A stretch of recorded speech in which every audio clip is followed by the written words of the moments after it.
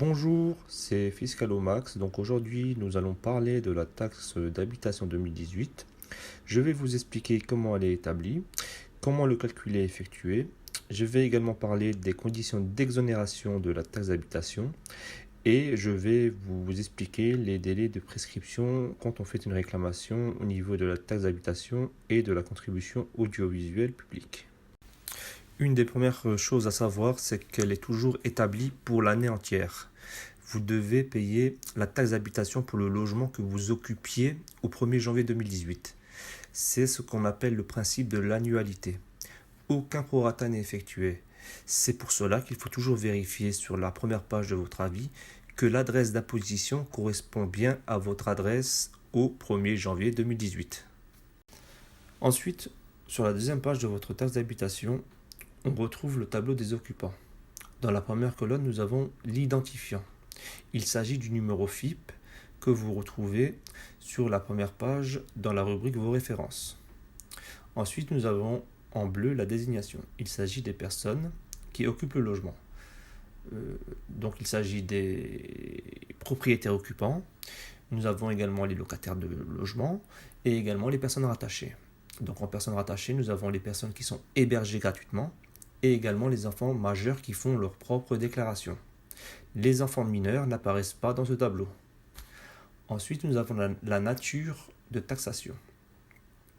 Donc pour les personnes mariées ou pour les personnes qui vivent seules, on aura une taxation simple.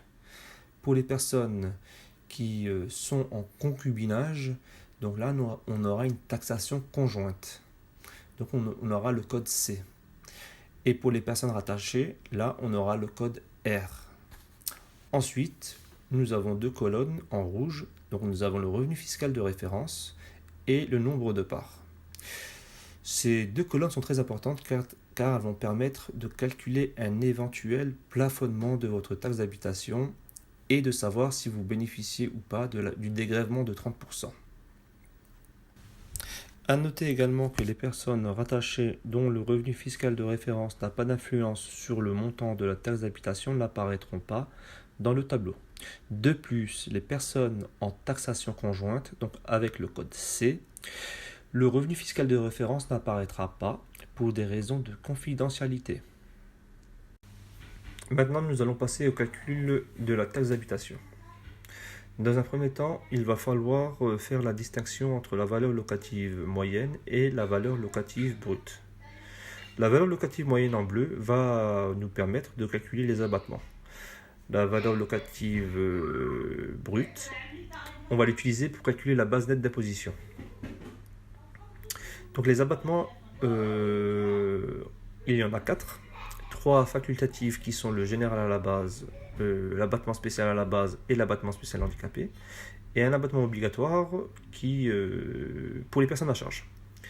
Donc en personnes à charge, il s'agit des enfants mineurs que vous avez déclaré un impôt sur le revenu, ou les enfants majeurs de moins de 21 ans ou de moins de 25 ans et qui sont étudiants, qui n'ont pas fait de déclaration sur le revenu et qui ont demandé à être rattachés à votre impôt sur le revenu.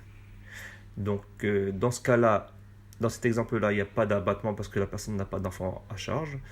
Mais si cette personne-là avait 2 enfants à charge, elle aurait bénéficié de 10% pour chaque enfant et de 15% à partir du 3e enfant.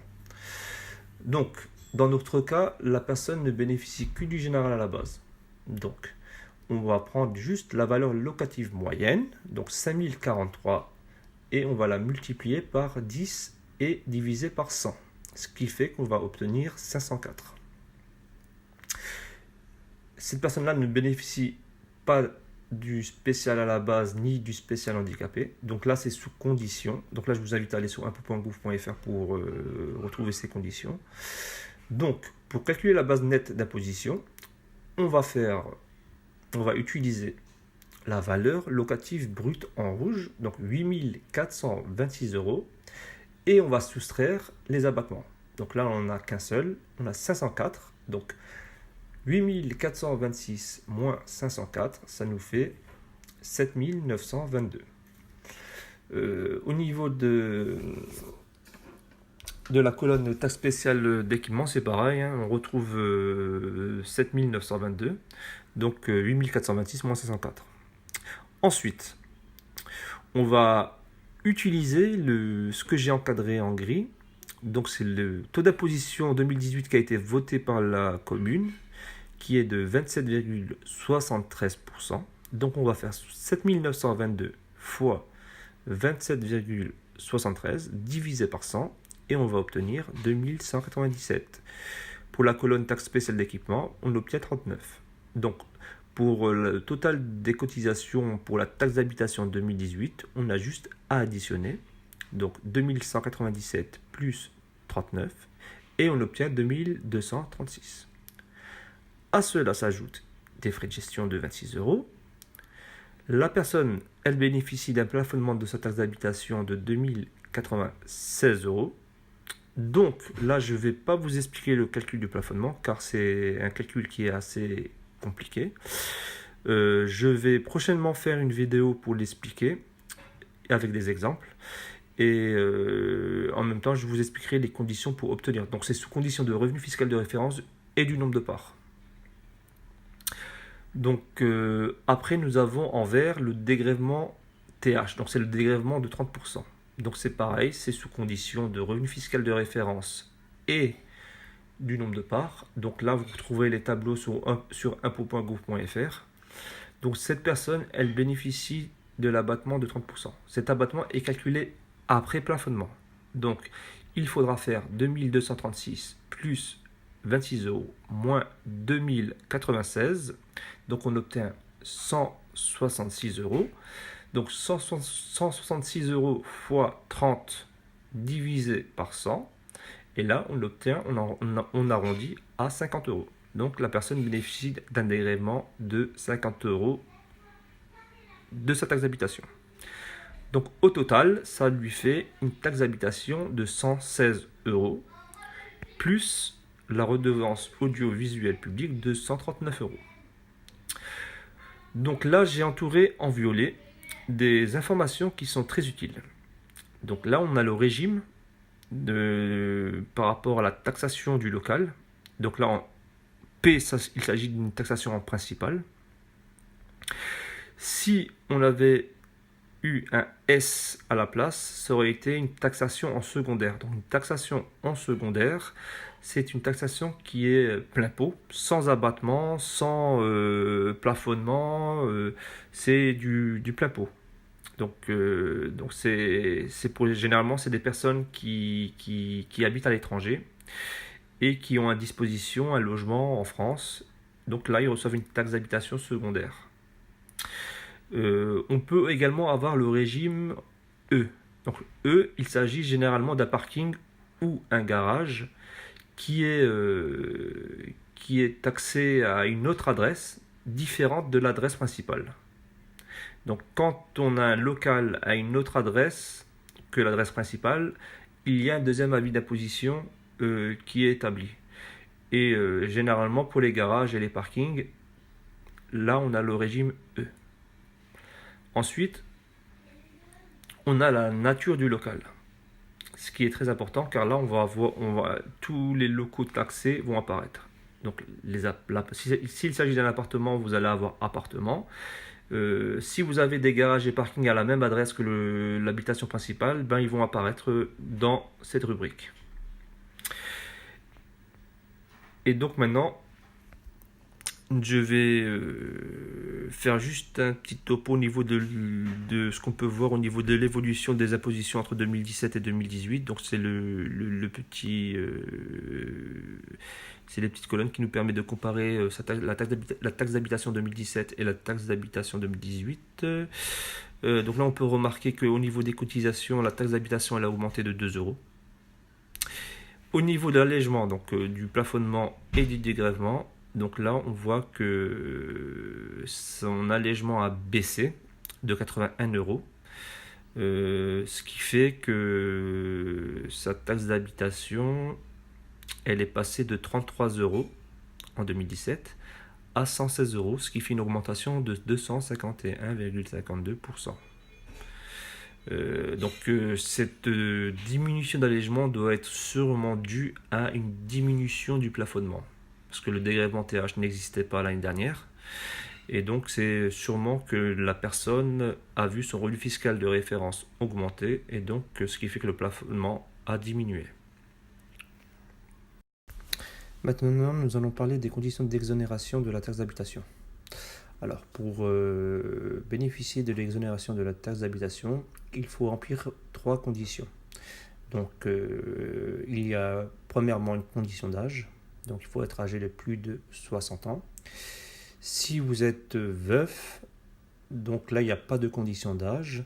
Et il faut également ne pas être passible de l'impôt sur la fortune immobilière. Ensuite, il y a une condition de ressources. Il faut que le montant du revenu fiscal de référence de l'année précédente, donc impôt 2018 sur les revenus de 2017 pour la taxe d'habitation 2018, n'excède pas une certaine limite. Donc pour une part, il faut que le revenu fiscal de référence ne dépasse pas 10 815 euros. Et donc c'est augmenté de 2 888 euros par demi-part, pardon, supplémentaire. Donc vous retrouvez également les tableaux sur impôt.gouv.fr.